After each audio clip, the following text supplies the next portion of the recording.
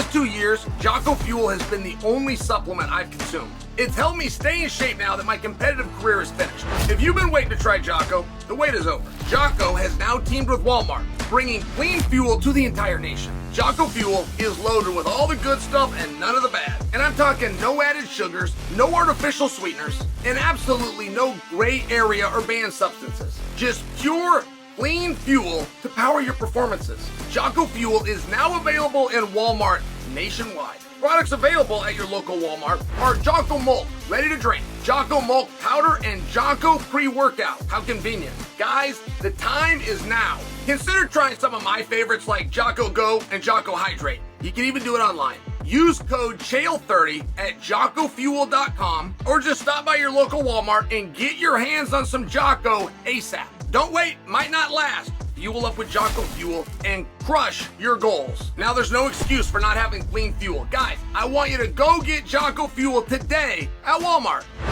Bare knuckle boxing. I could not like it more because I like Dave Feldman.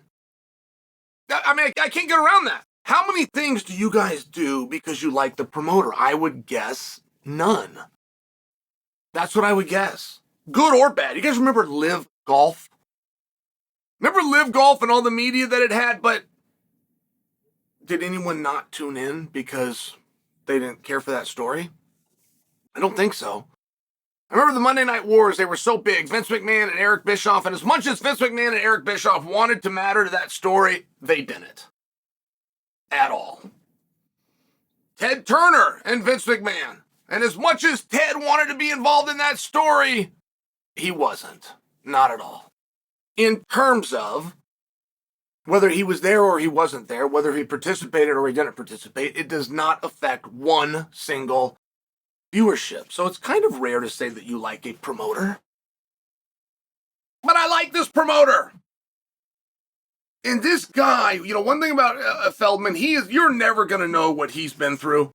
That just isn't in the cards. He's one of these guys.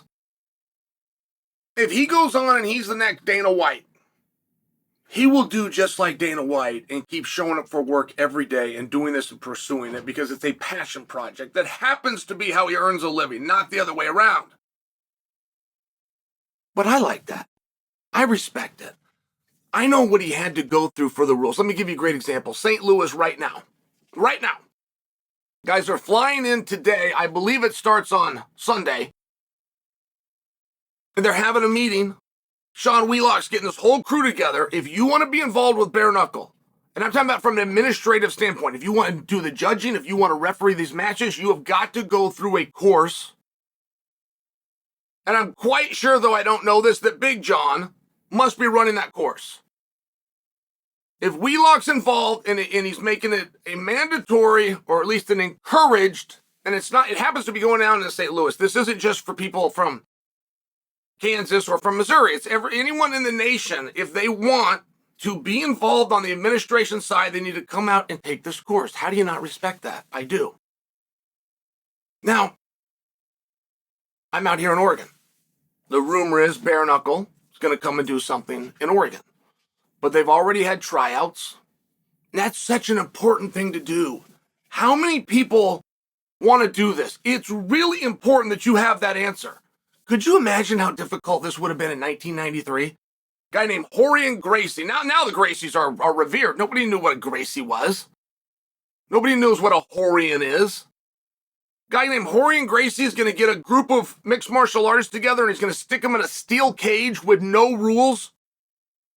3 times in a night to win 50 grand. Do you know how hard that would have been to find anybody to go, I'll give it a shot? How? Why? I mean, what would they even be agreeing to do? They wouldn't even know what they're agreeing to do. So it's very interesting. Bare knuckle comes out to Oregon. They hold a tryout. And it was a who's who. Ricky Simone was at it. Ed Herman was at it. Just for example, Chris Levin was trying to get into town to come to it. Horwich was on his way up, was a day off. Would have been it. I mean, it was a who's who. Fabiano Scherner was there. Matt Lindland sending the crew. And this is all for bare knuckle. This is for an opportunity to compete. It's because they respect the craft. Now, there's a rumor that Bare Knuckle is going to do a tournament and the winner gets $25 million. What does that look like? What does that look like? Is that a 32-man tournament? Is that one weight class?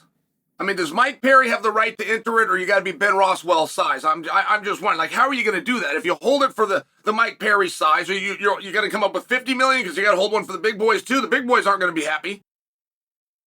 And then whoever wins the tournament, how many man tournament?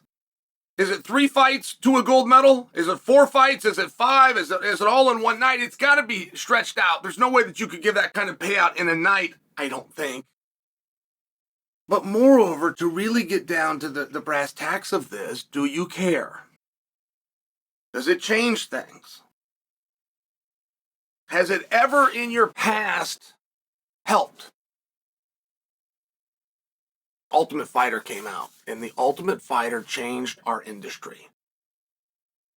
We have not had any marketing vehicle that could come close to touching the Ultimate Fighter, and many people tried.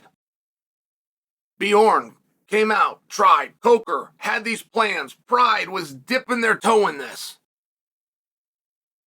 Nothing touched the Ultimate Fighter until the Contender Series came along. But nowhere within the Ultimate Fighter was there this huge payout, and it was part of it. It's not as though that wasn't a part of the story. Whoever wins the Ultimate Fighter, I'm going back to Season 1, 2005. Who was the finals of that? Was that Diego versus Florian? And whoever won gets $100,000. You guys remember? Do you remember? Contract. That's right. And it turned out you were getting a pretty good payday for that time. You were going to get $5,000 to show up, and you're going to get another $5,000 to win. Now, if you do this enough times, however many times that is, to get to $100,000, but it wasn't this huge payday. It was part of the story. $100,000 contract. You bet. It was a part of the story. But it wasn't this huge part. And then when you kind of found out about it, it looked like a normal fight contract. No one had a problem with that. Cool. That's where it ended. Which is what I'm also using as my evidence that I don't know how much that it mattered. And then we had people came along and they said, well, I'm going to do $1 million tournament. And that started to just be the number. But the number one thing that we want to see, and this is athletes, somebody working for a company or signed to the company, the number one thing we want to see is sustainability. I had never got picked up in a van for a UFC. Never, ever, ever did I get picked up. I got my luggage. I'm cutting weight. I'm stressed. My coaches are coming. And I didn't ask the very first person that I saw that had on a uniform t-shirt and was of some level with the organization, are tickets still for sale? Any event that I was ever part of, when I picked up at the very first person I know to communicate to, are tickets still for sale? All I want is sustainability.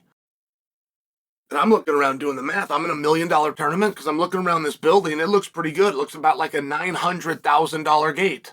So 100% of this gate plus another 10% needs to be found just to cover my purse tonight. That's not great. And I'm just wondering, does 25 million change things?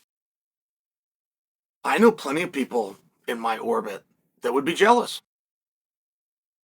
I do. I know people that if you got shined up that much would not actually be happy for you. They would not tune in to watch because of that. It would actually turn them away. And they wouldn't want to see you have that level of happiness.